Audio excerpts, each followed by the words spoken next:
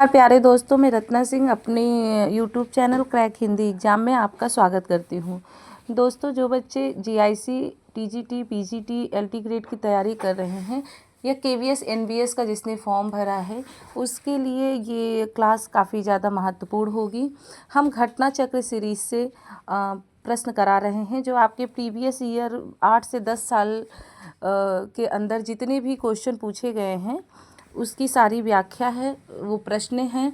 आप चाहे तो एलटी ग्रेड जो मेंस की तैयारी कर रहे हैं उनके लिए भी इम्पॉर्टेंट होगा, क्योंकि जो क्वेश्चन है उसकी व्याख्या भी यहाँ पे हम कराएंगे। तो जो बच्चे तैयारी कर रहे हैं जीआईसी, केबीएस, एनबीएस, DSSB या टीजीटी, पीजीटी की, तो उनके लिए काफ़ी हेल्पफुल क्लास होगी। घटना चक्र सीरीज से ये क्लास कर रहे हैं हम। घटना चक्र सीरीज से ही क्वेश्चन हैं सारे। तो समय न गंवाते हुए प्रश्न शुरू करते हैं। 21 प्रश्न तक हम काव्य शास्त्र से ये प्रश्न करा रहे हैं। तो काव्य शास्त्र का हमने पार्ट 1 21 क्वेश्चन तक पहले कराया था। आज से 22 क्वेश्चन से आज हम स्टार्ट करेंगे काव्य शास्त्र। घटना चक्र सीरीज के काव्य शास्त्र से ये प्रश्न है। काव्य शास्त्र से काफ़ी ज़्यादा प्रश्न आपके पेपर में पूछे जाते हैं।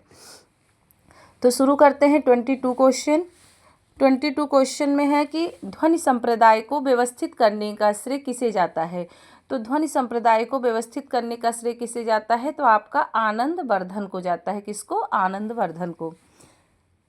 अब इसमें देखिए, आयोग ने ऑप्शन ए माना, लेकिन बाद में जब संशोधित उत्तर कुंजी आई थी तो उसमें ऑप्शन सी माना था। लेकिन आपका आंसर ए ही है, क्योंकि बलदेव उपाध्याय ने अपनी पुस्तक संस्कृत आलोचना संस्करण 1957 में स्पष्ट लिखा है कि ध्वनि के सिद्धांत को व्यवस्थित करने का श्रेय आचार्य आनंद वर्धन को प्राप्त है। तो आपका 22 क्वेश्चन का ऑप्शन ए सही होता है। प्रश्न संख्या 23 देखते हैं कि जहाँ शब्द प्रत्यक्ष अर्थ को त्याग कर किसी और ही अर्थ की प्रतीत कराए। 23 क्वेश्चन क्या है कि जहाँ शब्द प्रत्यक्ष अर्थ को त्याग कर किसी और ही अर्थ की प्रतीत कराए जो उसके प्रत्यक्ष अर्थ की अपेक्षा अधिक चमत्कारपूर्ण हो। काव्य शास्त्र के अनुसार यह किसका लक्षण है? तो काव्य शास्त्र के अनुसार यह किसका लक्षण है? तो ये ध्वनि का लक्षण है। तो आपका ऑप्शन सी सही होता है। ये पीजीटी परीक्षा 2011 में ये प्रश्न पूछा गया था। अब यहाँ देखिए, जहाँ शब्द प्रत्यक्ष अर्थ को त्याग कर किसी और ही अर्थ की प्रतीति कराए जो उसके प्रत्यक्ष अर्थ की अपेक्षा अधिक चमत्कारपूर्ण हो, काव्य शास्त्र के अनुसार यह ध्वनि अथवा उत्तम काव्य का लक्षण है। ध्वनिकार ने इसकी परिभाषा इस प्रकार लिखी है कि जहाँ अर्थ अथवा शब्द स्वयं को और अपने अर्थ को गौण बनाकर व्यंग्यार्थ को अभिव्यक्त करते हैं, विद्वानों के द्वारा वह ध्वनि काव्य कहा जाएगा। ध्वन्यालोक का खंडन करने वाले व्यक्ति विवेककार महिम भट्ट ने इस लक्षण की शब्द योजना में अनेक दोष दिखलाए हैं। अतएव मम्मट ने इसी लक्षण को शब्द भेद से इस प्रकार कहा है। विद्वानों का कहना है कि वाच्य से व्यंग के अधिक होने पर ध्वनि नामक उत्तम काव्य होता है। तो प्रश्न 23 का आंसर सी सही है, ध्वनि। प्रश्न संख्या 24 देखते हैं। बहुत इंपॉर्टेंट प्रश्न है। आप जो पेपर देंगे उनके लिए क्वेश्चन काफ़ी हेल्पफुल रहेगा। घटना चक्र की सीरीज चल रही है। घटना चक्र सीरीज की काव्य शास्त्र से हम क्वेश्चन करा रहे हैं। प्रश्न संख्या 24, मिथक का घनिष्ठ संबंध होता है। मिथक का घनिष्ठ संबंध होता है किससे? अतिमानवीय पौराणिक पात्रों से मिथक का घनिष्ठ संबंध है। अब देखते हैं, डॉक्टर नगेन द्वारा प्रस्तुत मिथक के वर्ग कौन से हैं? धार्मिक वर्ग है, प्राकृतिक वर्ग है। अब धार्मिक वर्ग में को कितने भागों में बांटा गया है? 2। एक उपास्य देवों के स्वरूप से संबंध मिथक और दूसरा है कर्मकांड संबंधी मिथक। मिथकीय चिंतक कौन है अगर पूछ लिया जाएगा तो मिथकीय चिंतक तो आपको पता होना चाहिए। मिथकीय चिंतक है Acharya Hazari Prasad Dwivedi, Nagendra, Jung, Levi, Strauss और फ्रायड। ये सब कौन से हैं? मिथकीय चिंतक हैं। तो इसको भी आपको याद रखना जरूरी है। प्रश्न संख्या 25 देखते हैं। किस आचार्य ने गुणों को रस आश्रित माना है? तो गुणों को रस आश्रित किस आचार्य ने माना है? तो ऑप्शन डी, आनंद वर्धन ने माना है। ये आश्रम पद्धति परीक्षा 2012 में पूछा गया था। आगे है प्रश्न संख्या 26। प्रतिभा व्युत्पत्ति मिश्र समवेते श्रेषये इति, यह मत किस विद्वान का है? तो प्रतिभा व्युत्पत्ति मिश्र समवेते श्रेषये इति, यह मत किस विद्वान का है? तो यह मत आचार्य राजशेखर का है। ये उत्तर प्रदेश असिस्टेंट प्रोफेसर 2019 में ये पेपर पूछा गया था। देखिए, प्रतिभा व्युत्पत्ति मिश्रा समवेते श्रेषये इति राजशेखर की उक्ति है। वस्तुतः राजशेखर ने प्रतिभा और व्युत्पत्ति दोनों को क्या माना है? काव्य का श्रेष्ठकर माना है। इन्होंने प्रतिभा के दो भेद किए। कौन कौन से भेद किए? करयित्री प्रतिभा और भावयित्री प्रतिभा। दो भेद किसने किए हैं? राजशेखर ने। करयित्री प्रतिभा और भावयित्री प्रतिभा। आगे है प्रश्न संख्या 28, देखते हैं। आचार्य वामन ने काव्य हेतु के स्थान पर किस शब्द का व्यवहार किया है? तो आचार्य वामन ने काव्य हेतु के स्थान पर किस शब्द का व्यवहार किया है? तो आपका ऑप्शन डी सही होता, काव्यांग का व्यवहार किया है।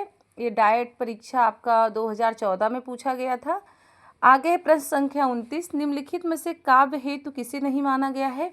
तो काव्य हेतु किसे नहीं माना गया है? आपका ऑप्शन बी, प्रेरणा को काव्य हेतु नहीं माना गया, जबकि व्युत्पत्ति, अभ्यास और प्रतिभा को काव्य हेतु माना गया है। यूके पीजीटी परीक्षा 2018 में क्वेश्चन पूछा गया था, तो याद रखना, व्युत्पत्ति, अभ्यास, प्रतिभा काव्य हेतु है, प्रेरणा काव्य हेतु नहीं है। यहाँ देखिए, प्रतिभा के स्थान पर शक्ति शब्द का प्रयोग किया गया है। राजशेखर ने शक्ति को ही मुख्य काव्य हेतु माना है। व्युत्पत्ति, अभ्यास, प्रतिभा काव्य हेतु है, लेकिन किसको मुख्य काव्य हेतु माना गया है? तो याद रखना, शक्ति को ही मुख्य काव्य हेतु माना गया है। किसने माना? राजशेखर ने। और आचार्य भामा ने काव्य हेतु के 3 भेद बताए हैं, प्रतिभा, व्युत्पत्ति और अभ्यास। दंडी ने भी शब्द भेद से इन्हें ही स्वीकार किया है। रुड्डट तथा कुंतक ने भामा की प्रतिभा के स्थान पर शक्ति शब्द का प्रयोग किया है, और राजशेखर ने भी शक्ति को ही मुख्य काव्य हेतु माना है।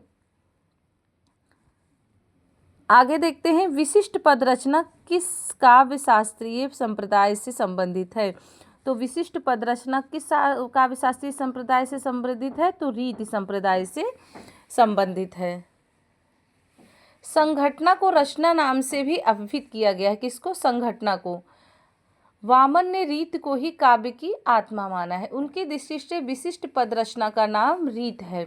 विशिष्ट का अर्थ है गुणात्मक, अर्थात पद रचना का वैशिष्ट। आगे है प्रश्न संख्या 31, बिंब का काम क्या है? तो बिंब का काम क्या होता है? तो काव्य को सजीव बनाना, ऑप्शन बी। बिंब का क्या काम है? काव्य को सजीव बनाना, ऑप्शन बी सही होता है। ये आपका दिल्ली केंद्रीय विद्यालय का जो पीजीटी का परीक्षा हुआ था 2015 में, उसमें क्वेश्चन पूछा गया था। आधुनिक युग में पाठक, इसकी व्याख्या देखते हैं। आधुनिक युग में पाठक और आलोचक कविता की सजीवता को अधिक मान्यता देते हैं। मोटे रूप से कहा जा सकता है कि आधुनिक कवि का दृष्टिकोण सौंदर्यवादी की अपेक्षा जीवनवादी अधिक है। आधुनिक कवि का दृष्टिकोण कैसा है? सौंदर्यवादी की अपेक्षा जीवनवादी, मतलब वो सुंदरता पे इतना ध्यान ना रखे, जीवनवादी पे अधिक ध्यान देते हैं। यही कारण है कि कविता में बिंब का महत्व बढ़ गया है। ऐसा माना जाता है कि बिंब संवेदना से जुड़े होते हैं। उनकी सबसे बड़ी विशेषता क्या होती है? इंद्रियता होती है। यही वजह है कि सुंदरता से अधिक सजीवता बिंब का प्रधान गुण है। कभी भी सुंदरता बिंब का प्रधान नहीं होता, सुंदरता से ज़्यादा सजीवता पर ध्यान देता है आदमी। अलंकार में सजीवता हो सकती है, लेकिन उसके प्रयोग का प्रधान उद्देश्य कविता में सौंदर्य लाना होता है। ठीक उसी प्रकार बिंब में सौंदर्य हो सकता है, लेकिन उसका काम कविता को सजीव बनाना होता है। बिंब कई प्रकार के होते हैं, दृश्य, श्रव्य, घ्राण, स्पर्श, स्वाद आदि कई प्रकार के बिंब होते हैं। तो क्लियर हुआ? आपको ये समझ में आया? तो ये क्वेश्चन आप देखते हुए चलिएगा, बहुत महत्वपूर्ण प्रश्न है। वीडियो पसंद आता है तो प्लीज़ चैनल को लाइक, शेयर, सब्सक्राइब करते हुए चलिएगा। आगे का क्वेश्चन है प्रश्न संख्या 32, निम्नलिखित में से कौन भरत मुनि के रस सूत्र का एक व्याख्याकार नहीं है? तो भरत मुनि के रस सूत्र का एक व्याख्याकार कौन नहीं है? तो आपका ऑप्शन बी सही होता है, क्षेमेंद्र नहीं है। देखिए व्याख्या देखते हैं इसकी कि भरत मुनि ने, देखिए व्याख्या से क्या होता है, आपके एक प्रश्न की जगह पे आपको कई प्रश्नों के उत्तर मिल जाते हैं और कई प्रश्न इससे तैयार हो जाते हैं। भरत मुनि ने अपने प्रसिद्ध ग्रंथ नाट्यशास्त्र, भरत मुनि का कौन सा ग्रंथ है? नाट्यशास्त्र में रस सूत्र दिया है। ये याद होना जरूरी। भरत मुनि ने अपने प्रसिद्ध ग्रंथ नाट्य शास्त्र में रस सूत्र दिया है, जो इस प्रकार है। विभावानुभाव व्यभिचारी संयोग दृशा निष्पत्ति। ये किसका है? ये भरत मुनि का है। विभावानुभाव व्यभिचारी संयोग दृश निष्पत्ति। भरत मुनि थे इस सूत्र के व्याख्याकार। अब देखते हैं यहाँ कुछ आचार हैं, सिद्धांत है, निष्पत्ति का अर्थ है और आधारित दर्शन उनका कौन कौन सा। तो कुछ आचार्यों के नाम देखते हैं, उनके सिद्धांत के बारे में जानते हैं, उनकी निष्पत्ति का क्या अर्थ है और आधारित दर्शन का देखते हैं उनका। तो सबसे पहले है भट्टलोलट। भट्टलोलट का क्या सिद्धांत था? उत्पत्तिवाद का। निष्पत्ति का अर्थ है उत्पत्ति। अब निष्पत्ति क्या, उत्पत्तिवाद का क्या अर्थ है? उत्पत्ति। और इसका आधारिक दर्शन क्या है? मीमांसा दर्शन है। आगे है संकुक। संकुक का सिद्धांत क्या था? अनुमितिवाद। और इसका अर्थ क्या था? अनुमिति। और आधारिक दर्शन न्याय दर्शन था। आगे है भट्टनायक। भोगवाद या भुक्तिवाद। देखिए इस बार एलटी ग्रेड के पेपर में ये पूछा गया था, भुक्ति या मुक्तिवाद दिया था कि किसका है, तो भट्टनायक का है। भोगवाद या भुक्तिवाद, इसका अर्थ है भुक्ति और साक्ष्य दर्शन इसका आधारिक दर्शन है। और लास्ट है अभिनवगुप्त। अभिव्यक्तिवाद इनका सिद्धांत है। अभिव्यक्ति निष्पत्ति का अर्थ है और आधारिक दर्शन वेदांत दर्शन है। तो क्लियर हुआ। अतः आचार्य क्षेमेंद्र रससूत्र के व्याख्याकार नहीं माने गए हैं।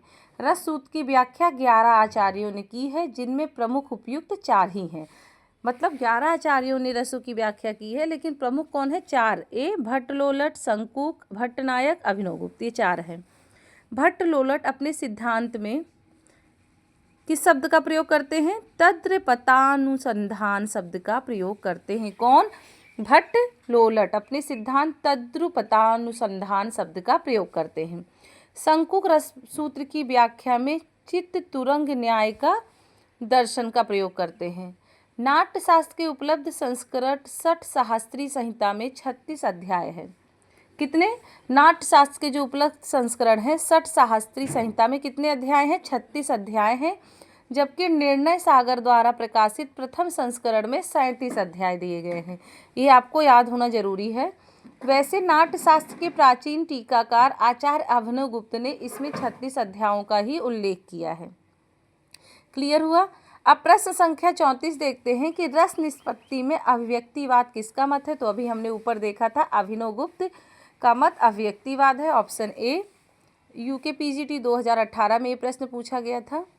आगे है नाट्यशास्त्र के रचयिता कौन है? तो अभी हमने देखा कि भरत मुनि जो हैं, ऑप्शन ए नाट्यशास्त्र के रचयिता हैं। आगे है प्रश्न संख्या 36, नाट्यशास्त्र के प्रणेता कौन है? तो नाट्यशास्त्र के प्रणेता भी भरत मुनि ही हैं, ऑप्शन बी। इनमें से भरत मुनि द्वारा विरचित ग्रंथ कौन सा है? तो ये भी ऑप्शन सी नाट्यशास्त्री है, आश्रम पद्धति परीक्षा 2012 में। तो आप ये देख सकते हैं 37, 36, 35, 34 ये चारों क्वेश्चन एक ही व्यक्ति के बारे में पूछा गया है, लेकिन उसके पूछने का तरीका जो प्रश्नों का है वो अलग अलग दे दिया गया है और कई बार ये पेपर में पूछा गया है, तो इसको आप ध्यान रखिएगा।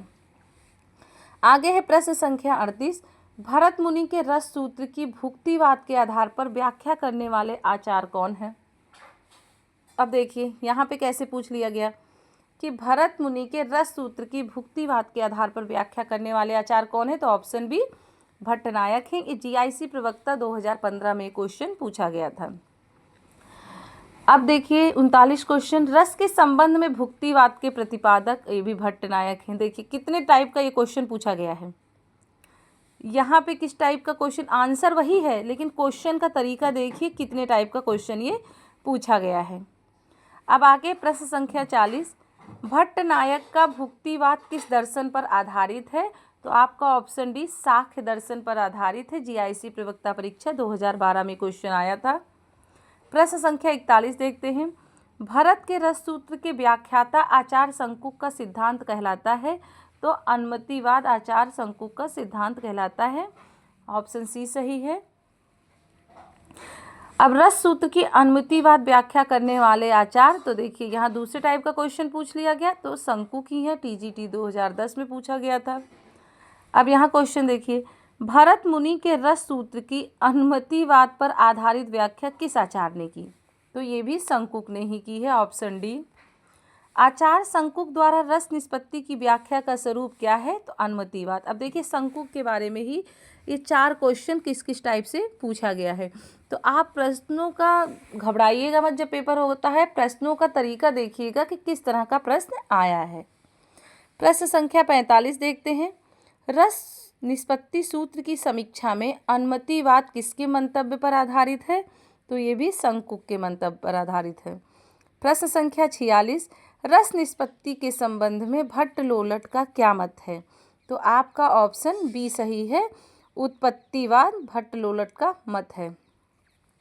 तो ये रहे आपके आज के 46 क्वेश्चन, जो परीक्षाओं की दृष्टि से बहुत ही महत्वपूर्ण है और प्रीवियस ईयर के पेपर में ये क्वेश्चन पूछा गया है।